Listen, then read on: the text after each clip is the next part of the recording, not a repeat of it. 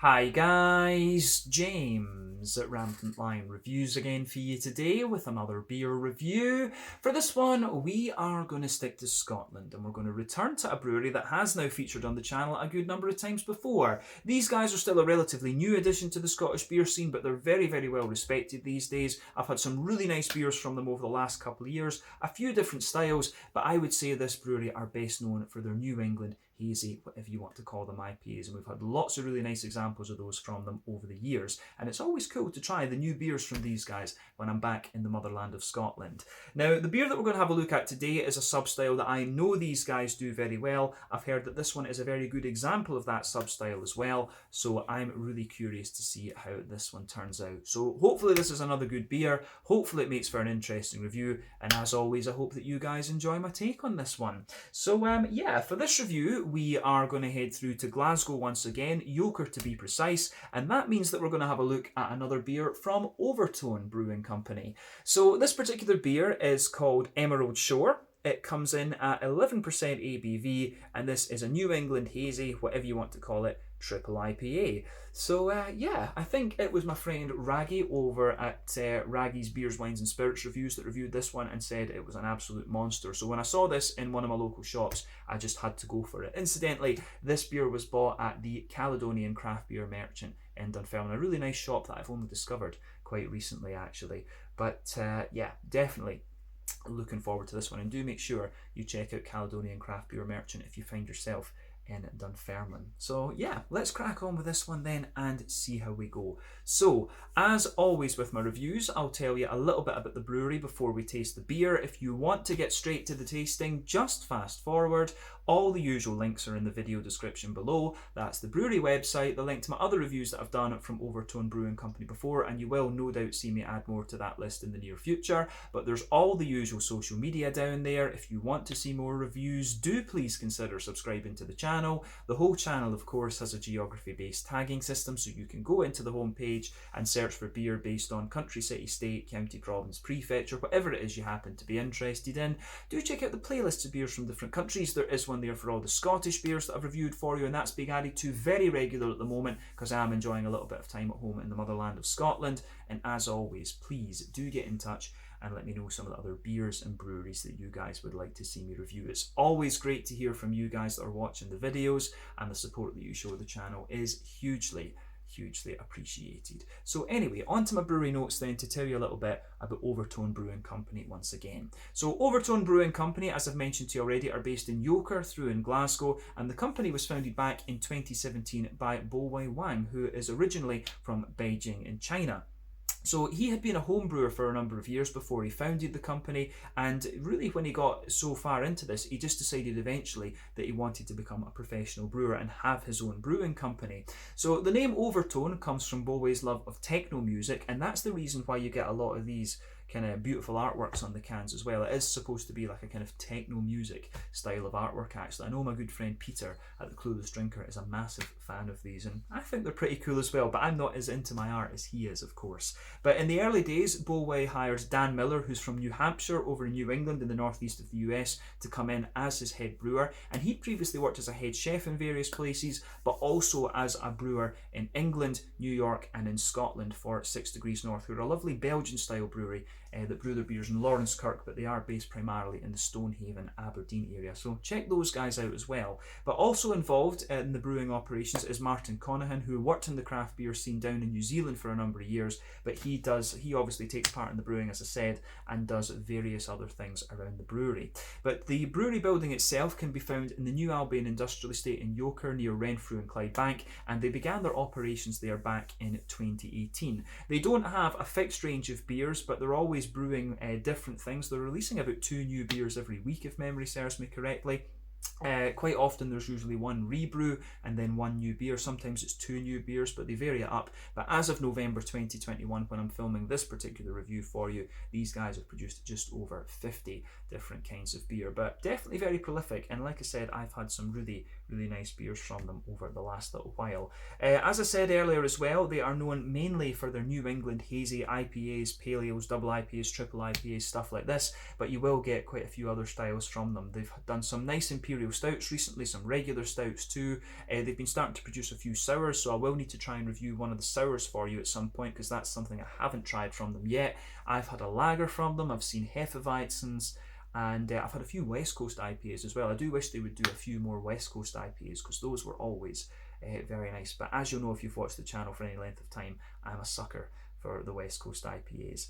But yeah, that's all I can really tell you about Overtone Brewing Company for the moment. One of the best breweries in Scotland right now, so definitely worth checking them out if you get the chance. And I think all the hype that these guys are getting at the moment, it is mainly because their beers went down to England and the English discovered them as well. They were always known in Scotland for being very good, but I think over the course of 2020, their beers went south and people just went crazy in England for them, and that's really pushed up their profile quite a little bit actually. So yeah, let's just see how we get on with this one then. But that's everything I can tell you about Overtone Brewing Company for the moment. If you want to learn more about these guys, you can check out the brewery website, you can follow them on Facebook and Instagram to keep up to date with all the latest goings on, and you can check out the Rate Beer, Untappd and Beer Advocate pages to learn a little bit more about all the different beers that these guys have done. So yeah, let's crack on with this one then and see how we go. So just to let you have a little look at the artwork for this one before we open it up. Again, really nicely presented from Overtone. You can see on the side there is the Overtone name part. They always put their name on the side like this. You can see 11% ABV, 440 milliliters. But it says on the back of the can here, triple dry hop with copious amounts of oats and hops for a full-bodied, exceptional triple IPA. Savor the fresh and savor the juicy flavors of ripe mango and fresh pineapple on top of sweet bursts of watermelon and candy floss. So that sounds interesting. As you can see, plain silver top on the can here, and I believe I paid about £7. I think it was £7.20 to be precise on this beer. That number sticks in my head. So £7.20 is roughly about, you know, €8.50. I'd say somewhere in the region of 85 Swedish kronor for those of you watching over there, and that's probably somewhere in the region of like $9.50 American, maybe even pushing $10, I'm not quite sure. So yeah, for a kind of a New England triple IPA, I think that is fairly reasonable, but obviously a little bit more expensive than I would pay for like a Stigbergets IPA back over in Sweden, because of Systembolaget. Systembolaget does keep the prices quite nice for us in Sweden, I have to say. But yeah, 11% ABV, this one. Just to tell you the stats of the beer, this one is hopped with Nelson Sauvin, Eldorado and Citra, all hops that we know quite well. Nelson Sauvin from New Zealand can give you up to 16% alpha acid, and it gives you that lovely white, green, grapey sort of flavour. Absolutely love that hop. Eldorado is an American one, about 12% alpha acid if memory serves me correctly, and it gives you quite a pungent passion fruit, but a good bit of mango and pineapple as well. And then Citra we know very well. 14% alpha acid, American once again, big juicy mango notes, but also quite a zesty, lemony, limey kind of character in the New England IPAs. And the West Coast IPAs, it will show you a bit more of a kind of gooseberry, lychee sort of thing actually. So yeah, a good hop profile on this beer. But yeah, let's crack this one open then. The Emerald Shore, 11% ABV, New England triple IPA from Overtone Brewing Company through in Yoker in Glasgow. Let's get this guy out and we'll get on with the tasting. I'm very curious about this. And I know that this beer is very fresh as well actually, so it should be very nice. As I always say though, with the New England IPAs, you do have to be a bit careful with these, because if you drink them when they're too fresh, they can just be very green. You do want to give them about 2 weeks in the can, I think, to mellow out and just be at their absolute best. But yeah, anyway, we've got this guy out and into the glass. Got a little bit of an itchy nose, it's annoying. But yeah, anyway, as you can see with this beer, it's poured with just about a quarter finger of a frothy, I would say kind of cream ivory coloured head. It doesn't look like a perfect white head, but it has, you know, faded away to be a thin foamy layer very quickly. There's just a nice foamy ring around the edge of the glass, but just a little light wispy layer sitting on top of the beer itself there. But yeah, it does look absolutely lovely, this one, I have to say. So yeah, when it's 11% too, you're not going to expect the head to stick around for all that long. The higher you go up the alcohol scale, the more often I've found that the head doesn't stick about for too long. But yeah, as you can see, this thing looks like it's an absolute monster of a beer. Just look at that. So yeah, in terms of colour, I think it's fair to describe this one as like a kind of mixed tropical fruit juice, but it is leaning towards the yellow side of the spectrum. Remember that when it comes to these beers, the colour of the beer is determined mainly by the type of malts that you use. This goes a long way to determining your EBC rating. The length of your wort boil is also going to affect that, because the longer you boil the wort, the more the sugars caramelise, thus you get a darker colour of beer. A New England triple IPA like this is probably going to undergo a wort boil of about 90 minutes, but it can be about 70 as well. Varies from brewery to brewery and so on, but the also affecting this will be the other things that would affect this would be the any barrel aging that you do and any adjuncts that you put in. Had a brain fart there, but when it comes to this particular style, you're not really going to have to care about that, to be honest with you. It is mainly about the type of malts that they use and the wort boil. But yeah, this one certainly looks the part of a lovely New England triple IPA. In terms of the level of haziness that you get from this one, it is pretty soupy and gloopy. When it's a big 11% triple IPA, you would expect that, to be honest with you, but the level of haze in these beers depends on the wheat content, the oak content, and also the exact yeast strain that you use, and that can vary from brewery to brewery and even recipe to recipe. So yeah, it is one of the soupier and gloopier ones I've seen, but I'm pretty sure I've seen soupier and gloopier 11% triple IPAs, to be honest with you. But to be honest, nothing overly surprising about this beer in terms of its appearance when you consider what style it is, so I think we can leave it at that for this part of the video, and we can have a look at the aroma then. So let's go for it and just see what we get. Oh yeah, this does smell pretty nice, but I will say it's not the most pungent one that I can remember from Overtone. Actually, I think the last one that we had, the Out of the Wild, was a wee bit more pungent than this, and that's kind of interesting, to be honest with you. But you can smell the big boozy character of this one, and it does come across as pretty green and grassy actually. But yeah, definitely the aroma of this beer for me is not the most pungent I've come across from Overtone, but it does smell pretty nice. When you sugar it up, nearly knocking it out of my hand there, when you sugar it up, you do start to get a wee bit more out of it. So yeah, for me, you can smell quite a nice big floral aromatic character out of it. Again, when it's a triple IPA, you'd expect that, and you can smell a big sort of creaminess to it as well. But there is a bit of an oily, fruity character to this one too. So I do think that we need to have a little closer look at this and just see what we can get, because it's, to be honest with you, it is actually just not all that pungent on its aroma, but I can guarantee you, knowing Overtone, it will be really pungent in the flavour. So the thing that dominates the aroma for me is definitely the big green component. That's the first thing that jumps out at you on this beer. Now you need to remember that New England IPAs tend to rely on late addition hopping and dry hopping. West Coast IPAs have that, and also early addition hopping. Early addition hopping gives you a lot of the bitterness in the beer. Late addition hopping will give you a little bit of bitterness, but mainly flavour and aroma. And then dry hopping after the wort boil gives you pretty much only flavour and aroma. But you've got a progressive thing over the course of your wort boil. It goes from being all bitterness gradually over to being,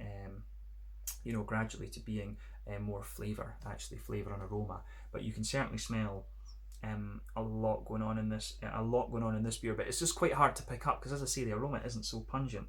But let's try and focus on the malt base first, because my nose is gradually adjusting to this one and picking out a few more things.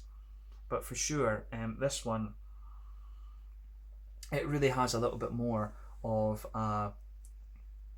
it really is more just quite, you can smell that it's quite thick and quite boozy and things like that actually. But yeah, the malt base on this one then, you can definitely smell a wee tiny touch of like a bread crusty character in there. You do get a little bit of that, fresh barley malt, white bready character to it as well. So I do really like that about this beer actually. So yeah, that's definitely worth keeping in mind.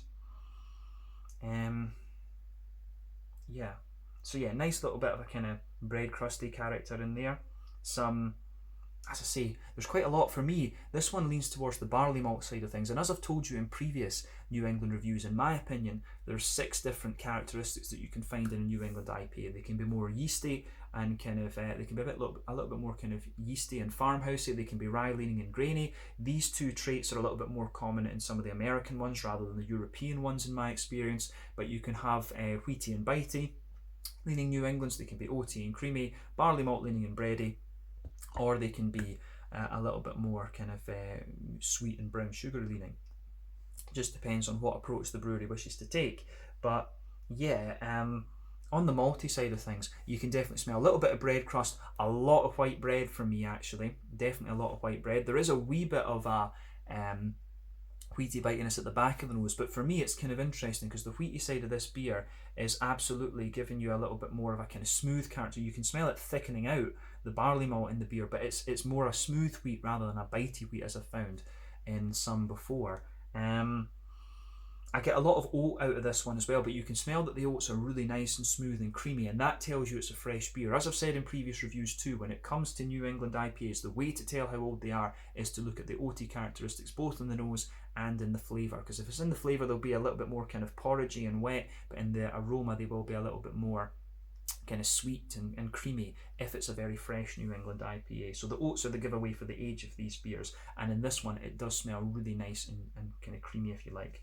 There is a wee bit of a kind of sweetness to this one, but not overly much. This actually strikes me as being a little bit more kind of old school, sort of 2015, you know, the Amazing Haze, the O.O. Narangi type era as we were having in Sweden, the more old school, bready, smooth New England IPAs. But there is just a little hint of that typical Werther's Original type sweetness coming out of this one, and you'd expect that when it's an 11%, or to be honest. I think you need a wee bit of brown sugar when you get to this level of alcohol with a New England, in fact. But yeah, malty side of things is nice, but like I say, it's quite hard to pick that out.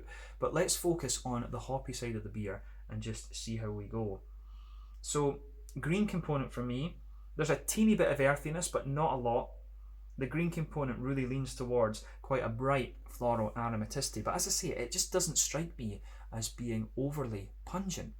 It's actually more, it really strikes me as being a little bit more kind of, yeah. When you sugar it up, you do definitely get a little bit more of that kind of green floral aromaticity out of it, but it's quite bright. There's a teeny bit of spiciness to it, but I really find it to be quite bright from that perspective. But some lovely, juicy, wet, freshly cut grass notes out of this beer. But the green component for me really leans towards that nice, bright floral aromaticity. So I like it, absolutely.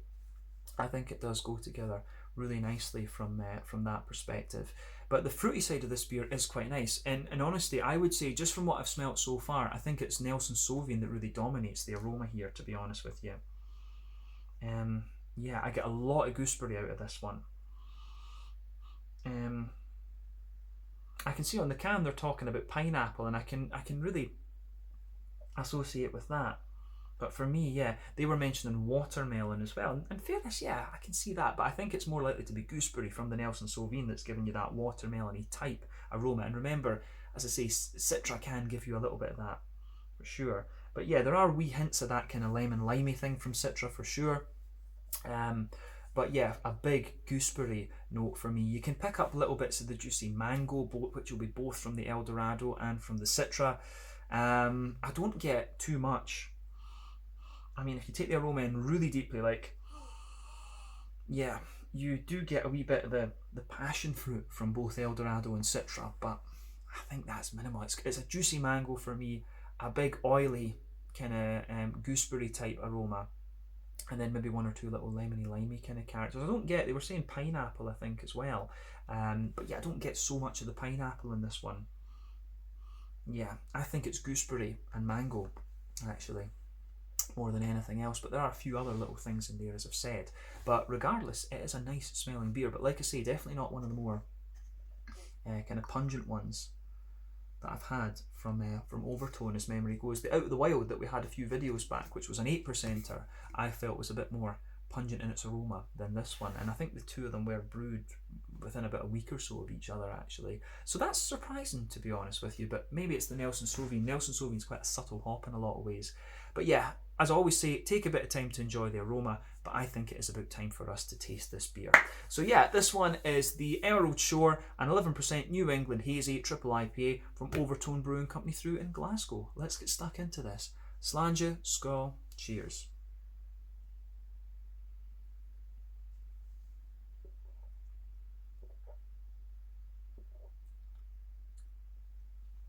Ooh, that is very nice. That is very, very nice. Now, see when you get the flavour of this one, when you have a taste of this beer, you'll see exactly what I meant when I said this is definitely not one of the more kind of pungent and punchy beers from Overtone. I mean, I was picking that out in the aroma. What I mean to say is that it's pretty much like that in the flavour. This is one of these beers that matches, the aroma matches the flavour pretty well. So this is definitely one of the smoother and slicker beers that I've had from the from Overtone Brewing Company before as well.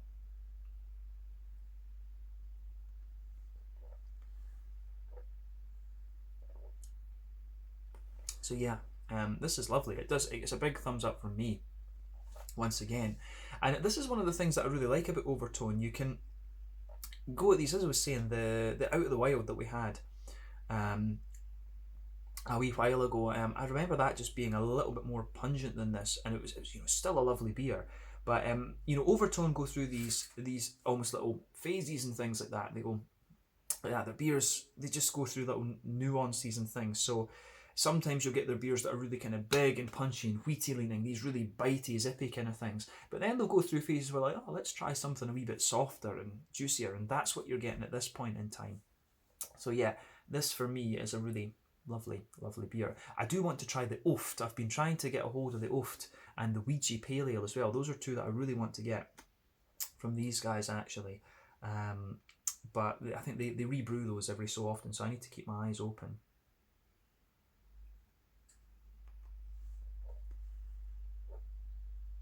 But this is really very, very nice. So massive thumbs up to Overtone. So my impression of this, it's a big, creamy, smooth, oily, slick New England IPA. This one, green component isn't too pungent in this. But yeah, this is lovely. So let's break down the flavour for you and describe it as we always do. So straight away across the kind of middle third of your palate, then you get a nice little bit of a bread crusty character in there. You've got a wee bit of as I say, you get a little bit of a kind of how would we say, yeah, you get a nice little bit of that. Yeah, I think the bread crusty character just blankets the middle and the back third of your palate, but it's quite minimal actually. On top of that, you get this lovely, quite smooth white bready character from the barley malt. The wheat is there as well, but I think this is quite an oat dominated beer, this one. If you're a fan of Treehouse over in America, this one is going to be right up your street. This is really very similar to some of the Treehouse ones I've had, but more oily actually.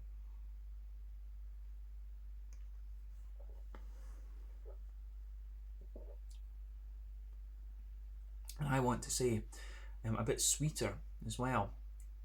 But yeah, that could well be one of my favourite triple IPAs, if not the favourite triple IPA that I've had from Overtone Brewing Company. It's hard to say, to be honest, because when you have a brewery that kind of specialise almost in one style, and they do so many different varieties, it's quite hard to remember every one that you've had from them. But probably my favourite beer I've had from this brewery would be the Rwandan Press, which was the very first beer I had from them, that Rwandan Coffee IPA, and it was beautiful, beautiful beer, that.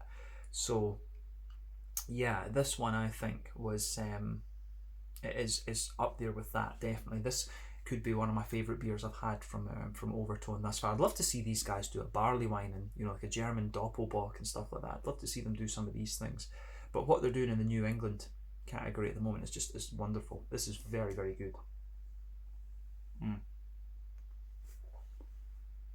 Just trying to see it open up on my palate a little bit, but yeah, middle third of your palate, wee touch of bread crust, little light layer of kind of barley malt white bready character, and I think that does thicken up a wee bit the further you go into the aftertaste, and you do definitely feel the wheat kind of sitting on top of that. But on top of all of those three layers, you've got a big oaty creamy sort of thing sitting there, and it is, as I say, just absolutely lovely. The big oaty creamy character that comes out of this beer, I think, is very, very nice. It's just bang on. Absolutely love it. So yeah, the flavour that you get out of this one is absolutely awesome, to be honest with you. The big oaty creaminess there, I think it's done so well. But sitting on top of that big thick oaty layer, and the oats, I would say incidentally, it's like a big kind of line down the middle of your palate. You can feel just that thick oaty creaminess, and it spreads out towards the edge of your palate there, and it does get a wee bit sweeter, I think, pardon me, the further out towards the edge of your palate you go. But on top of that, in the dead centre of your palate, you've got a nice little circle there that gives you a little bit of a kind of Werther's original type butterscotchy type sweetness there, and in the dead centre of that you do have a wee bit of a pure caramel. And when this beer is 11% ABV, you can safely say that's the boozy character of the beer. But yeah, absolutely lovely. But I think that's everything that we need to say about the middle third of your palate in this. So let's focus on the back third of your palate then. So the border region between middle third and back third of your palate, again you get a little bit of a bready build up there. Then the base of that back third of your palate, you can feel a bit more of the bread crusty character there coming out, and it is a wee bit more kind of grainy and intense. On top of that, it's a little bit more kind of barley malt. You know, you do get a little bit of that more kind of barley malt bready sort of thing, and again just a little touch more grainy there. Then you get the wheaty character on the back third of your palate. The wheatiness is a little bit more intense for sure. You can feel a little bit of the bite of the wheat there, definitely. So the wheat is a little bit more prominent in the flavour than it was in the aroma. We can safely say that.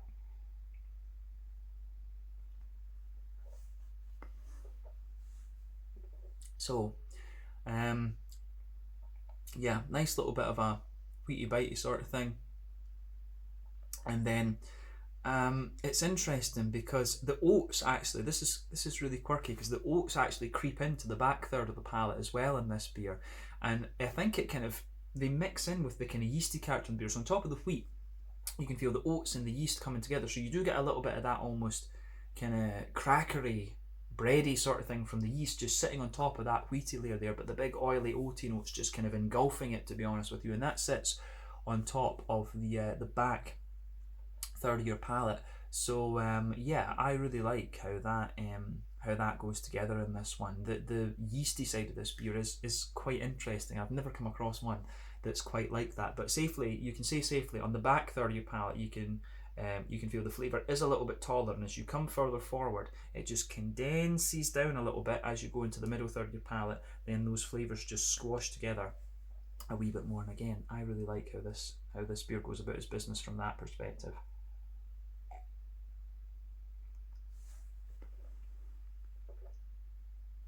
So, yeah, this works really nicely from that perspective too. But yeah, a big oily,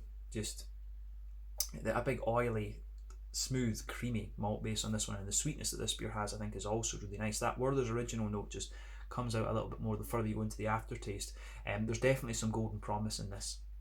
There's absolutely some golden promise in here for sure. I wish they told you what malt varieties they put in. But yeah, the golden promise in this is I'm pretty certain that that's there. But let's focus on the hoppy side of the beer then. So back corners of the palate, there is a teeny little bit of earthiness there, but again, that's quite minimal. As you come further forward, that smoothens out a little bit, gives you a wee touch of herbal quality. Then as you push towards the front corners of the palate, you've got a lovely kind of floral aromaticity. You've got a lovely kind of floral aromaticity to this one, actually. And I wouldn't say it's too deep. It's more like a kind of bright floral aromaticity, but you do get a little touch of spiciness on the front corners of the palate. And as I said earlier, remember, it's late addition hops and dry hopping that's going to give you a lot of the flavour things here. So the green component of this one isn't too pungent. It's actually quite smooth.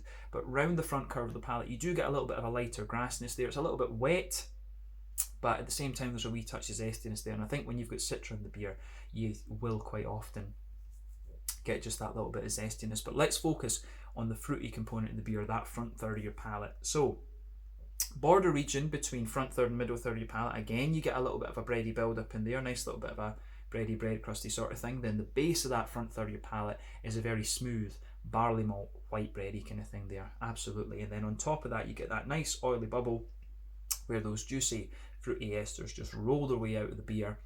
And yeah, if you know these hops, this is doing kind of exactly what you would expect. So let's go through the fruity part of the beer.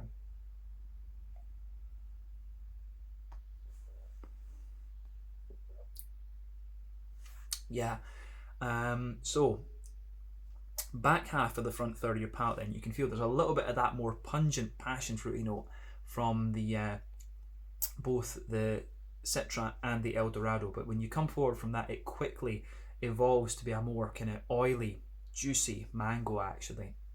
So yeah, and as you reach the kind of front part of that, the kind of border region in the middle, the dead centre of that front third of your palate, you have got a few softer tropical flavours in there, like a little bit of, there is a wee bit of apricot, I can see a bit of pineapple as well. So the pineapple, I think, shows up in the flavour, but not so much in the aroma. But then when you come on to the front half of that front third of your palate, it's that big, oily, gooseberry, white, green, grapey sort of aroma flavour. Always do that, mix up aroma and flavour as words in my head, but you definitely get that big gooseberry, white, green, grapey flavour out of this one on the front half of the front third of your palate. And this one, it's really very, very nice actually, so it gets a big thumbs up from me in that regard. So yeah.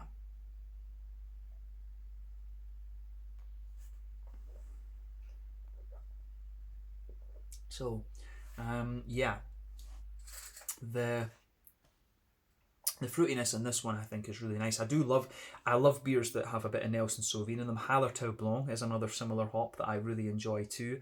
And this one really, the big smooth creamy nature of this one and that gooseberry note is just hits the spot for me. And then the wee bit of tropical note, the passion fruit and the mango just to back it up, and a wee bit of the pineapple too. You can feel that the pineapple and the apricot flavours just kind of creep over the top of the gooseberry a little bit the further that you go into the aftertaste. But yeah, I think this is one of the best beers that I've had from Overtone. Remember though, beer is subjective. You might disagree with me on this, but for me this beer just ticks a lot of the boxes. This is a beautiful triple IPA, so again, big thumbs up to Overtone for this one of the more oily ones I've had. So I think on that note we can round off this review with the mouthfeel. This is definitely a full-bodied beer. The carbonation is very smooth. It's a big oaty, creamy leaning New England triple, this one, but at the same time it has a big oily character to it, and I absolutely love it for that.